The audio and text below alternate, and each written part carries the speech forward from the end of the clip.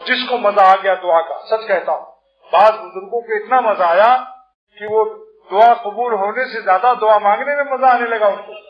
ارے اللہ سے مانگنے کا مزہ کتنا ہوگا سوچو۔ جو ساری دنیا میں مزہ پیدا کرتا ہے، ان سے مانگنے کا مزہ ایک الگ مزہ ہے۔ جب اشک بار آنسوؤں سے، اشک بار آنکھوں سے اور گڑ گڑا کر مانگتا ہے تو سارے حجابات پھٹ جاتے ہیں، اللہ سامنے نظر آتا ہے اور سارا عالم اس کے ہاتھوں کے نیچے ہو جاتا ہے۔ حضرت ڈاکٹر عبدالحی صاحب رحمۃ اللہ علیہ فرماتے تھے کہ جب بندہ دعا مانگتا ہے تو اللہ سامنے ہوتا ہے، پوری کائنات نیچے ہو جاتی ہے۔ پوری کائنات خدا سے نیچے ہے یا نہیں؟ تو جب بندہ کا ہاتھ اللہ کے حضور میں ہے تو سارے عالم اس کے نیچے ہو گیا۔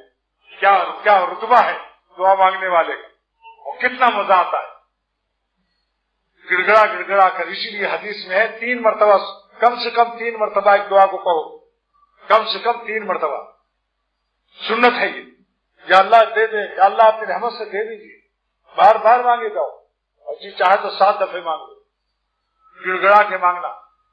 بچہ اگر مانگتا ہے ابا ٹافی دو، ابا سنتے ہی نہیں، کئی دفعے جب کہتا ہے پھر کہتا میرے ابو ٹافی دے دو، تب وہ میرے سن کر پھر کہتا اچھا ایسی کہو میرے ربا، یا ربی اے ہمارے رب آپ ہماری دعا کو سن لیجیے۔ بہت مزہ آتا ہے دعا میں، دعا کی لذت اللہ تعالیٰ اپنے مقبول بندوں کو عطا، اس لیے مانگے جاؤ۔